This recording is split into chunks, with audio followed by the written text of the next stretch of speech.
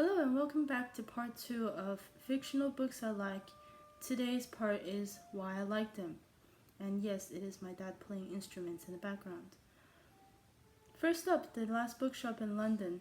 I like it because it is almost the only book so far that I've read that talks about everyday life, talks about the cozy part of life, talk about the part of life where you have to go to work and you go home after work and it's just normal life. Lots and lots of books are about adventures, about tragedies, about love, about heartbreak, but not a lot of books are about everyday life. The second book, With Her Eyes, I like it because the way that it's not actually a book, I think it's a short story. I think the way that the sceneries and everything is described is very tender, and it makes me feel like I am there and I am smelling the air. I am feeling the rain on my... I am feeling the moisture and the coolness of the air after the rain on my physical body. And it's very fun when I read books to feel those things.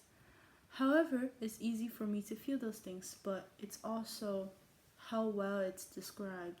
So, yeah. Definitely could have said that a lot simpler. Flowers for Algernon. I like it because of multiple things. I think one of the main things is because how it portrays the mind of a person. And that it actually portrays the whole, or it actually tells the whole story from the perspective of the main character who went through a very drastic change. And I think it's very neat to get to see the story in one of the characters' view. And when I write things in the future, I hope I can also do that. The Minds of Billy Milligan. I like it because of how each of the personalities or the alters are described, and it's actually really hard to say why I like this book, but I like this book, and it's a very sad and heartbreaking book, and it's even more sad and more heartbreaking when you realize that this is a real event that happened, and that in this situation is not fair for everyone involved, including the victims, including the people or the person who is inflicting the harm, including the society. There is no win in this situation. It's very sad. I wanted to say I would go in depth, but then that would be a spoiler, and that will also be a longer video that I do not have the motivation to make. Next, The Fault in Our Stars. I like the humor in it, that the specific type of humor that stems from hopelessness and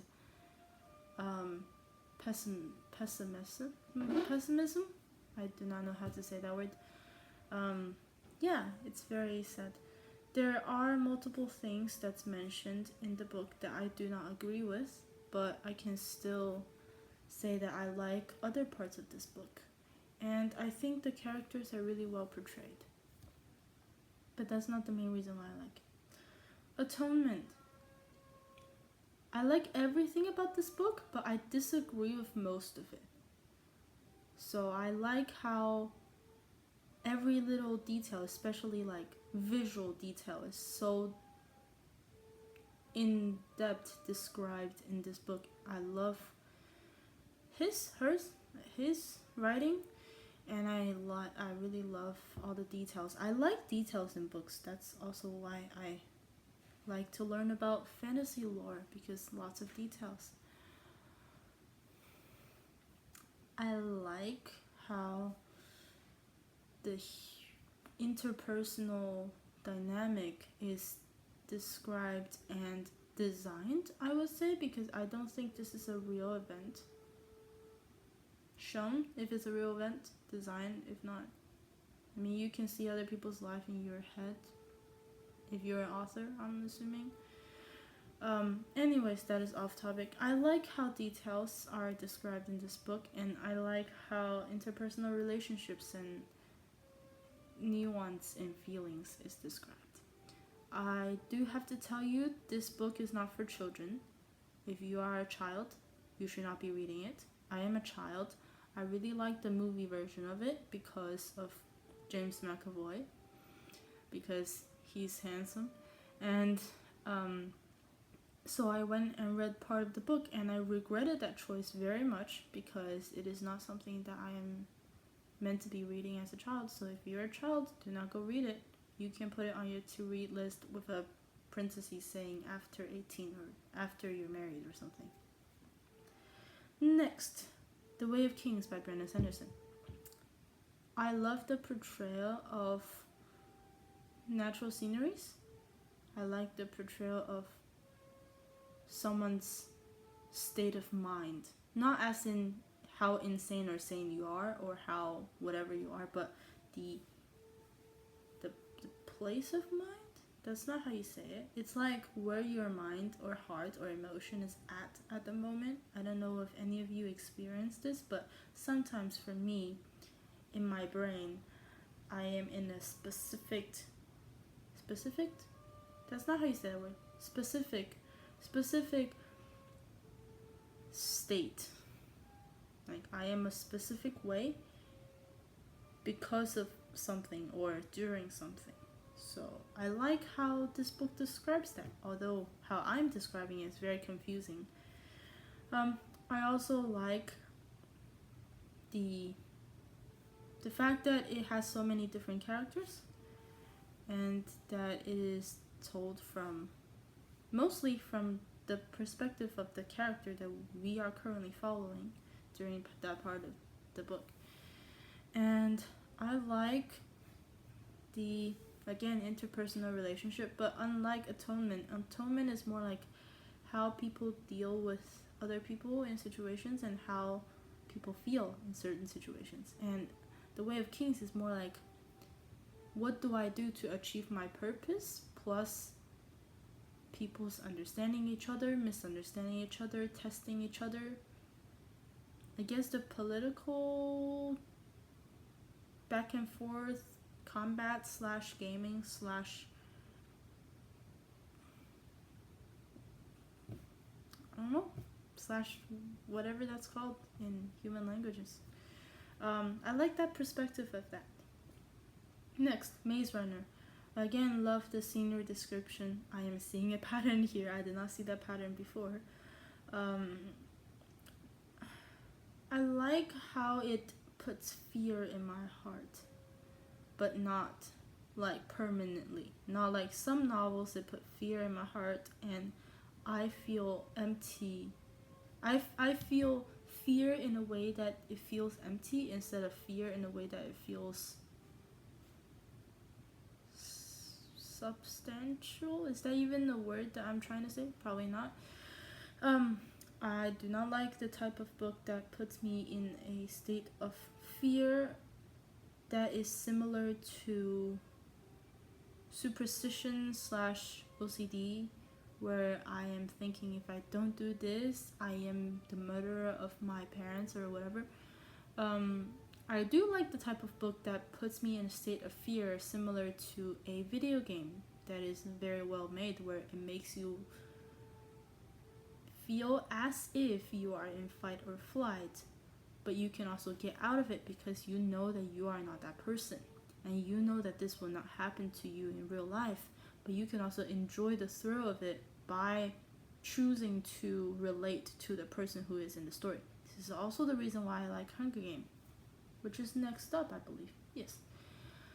I like them because they are like survival novels where I can choose to relate to the character and thereby get a thrill out of it by putting myself in false fight or flight, if that makes sense. So we talked about Maze Runner and Hunger Games. The reason I specifically said the first one of the trilogy for both of them is because on the second book of the Maze Runner trilogy, the whole mood took a turn. I wouldn't say I dislike it. I like it kind of, but I don't think I finished it. And also, it is not the mood I am choosing to read. It's not the mood that I want to experience when I read. For Hunger Games, similar reasons. It got a bit more. Actually, similar reason for both. It got a bit more realistic and therefore dark. Not realistic as in it could happen in real life, but realistic as in it makes more sense for it to happen that way, and I don't like it because of how much sense it makes and the tragic outcome or implication it has. Next up, 1984. I like it because it is. I know it might not supposed to be an analogy for China, but it is. That might not be the author's intention, but it is.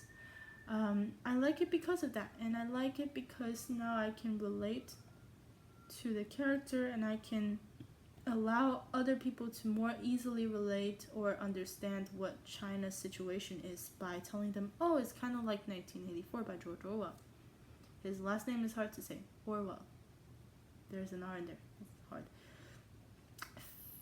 What other reasons do I like it? I like how the main character's internal feelings are portrayed. I like how the main character doesn't really know how to feel or doesn't really know how he feels.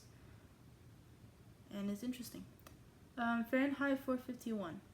I like it because of similar reasons of its analogy for China, although it probably isn't meant to be. And that I like its ending. I know I'm probably gonna be... What? I know this is probably not a popular opinion, but I do like the ending because of how much more realistic it is in terms of logic and in terms of how things would have happened. Not that it... I like how realistic it is. I do not feel like editing this video. Next, The First Order by Talking Alba. I like it because of its really weird and internet culture humor, and it's really unexpected, which shows the author's intelligence is really high, and it's really like internet jokes, which shows that the author is able to make something that can entertain people who are less posh. I like it because of how the fight scenes and how not just the fight scenes, just like how sceneries are described. Yeah. More like how sceneries and how things just in general are described. The author used not a lot of words to put full images in my head. However, compared to the other books that I've talked about, where I like the description in the book, compared to those books, this book is not that good at describing things. But it is good enough for this specific book, because the focus is not the scenery or the physical description. I like the concept of the palace. I don't know if it's called the palace in the English translation. If you read it, you know. It is a very long book. I believe it is about 4 times longer than The Way of Kings, which is pretty long already. So it's a pretty long book. I think I finished it in like 2 months or something. Next, The Outsiders. Also, sorry, The First Order. I love, the main reason I really like it is because the emotional aspects of it. How people think, how people feel, everything's very reasonable in terms of this is probably how that person would feel in that situation, being that person. And just a lot of just unexpected but reasonable things happening in that book. Next, The Outsiders. I like it because it portrays brotherhood, I guess, like taking care of each other in a sisterhood kind of way, like taking care of each other because you got nobody else. That's nice. And the way each person thinks. I'm seeing a pattern here. I like in-depth description that lets me enjoy this book in 4D, as in all my sensory organs. And I like books that explore people's minds and people's relationships. Okay, The Outsiders. I will say this is also a very sad book. The Hot Zone. I like it because of I can choose to put myself in false fight or flight thing that I mentioned. And it's also, I just like books or movies where if I choose to relate to them, then I'm like, okay, I have to do this or else I'm gonna die, or like, this is the only thing I need to do. It makes everything seems very simple because you know exactly what you need to do, and you have a way of figuring out how to do it. And as long as you do that one thing, you save the world, or you don't die, or you save your family, or you whatever, right? That's also how a lot of action movies are based on, I think. Maybe not action movies, like Mission Impossible will be like, as long as we get that one specific thing from that one specific place to another specific place, then we save the world. Next, The Secret Garden. I think I finished this book. It is a very sad book in my opinion. It is not objectively a sad book. I just think it's sad. I do not enjoy how I feel reading it, kind of, because it's sad, really sad for me. I still don't think it's an objectively sad book. I just think it's really sad for me. I really like it because the scenery description, and I like it because of how uniquely the characters think compared to people in real world, or compared to people in other books. They just think in a really weird way, and I like that. Not saying I like their way of thinking because it's weird, but I do like their way of thinking. Why do I like this book? I don't remember. I just remember finishing reading it and lying there and having to take a moment because it's so much emotionally. I know this is probably still not a popular opinion of how much emotional turmoil does The Secret Garden put you through, but like, I already forgot why I've experienced those emotions, but I have. Next, Goodbye Days. I like how the author describes a person's feeling, not as an emotion. As an emotion, of course, I like how the author described it, emotion, but also as in feeling, as in physical, sensory feelings. I also like the description of interpersonal relationship. Everything makes sense. I like the books in which the way the characters think and feel makes sense to that specific character in that situation, which is what I strive to do when I write my own stuff. Why do I like Goodbye Days? Lots of things I can relate to, but also I can relate to a lot of the things that I have not even experienced anything that's remotely similar to it, so I can relate. That's probably on me. I just like how it's written. I also like I can see color through sound part, which is not a huge spoiler because it's not. Thank you for bearing with me through almost 20 minutes, and have a great day.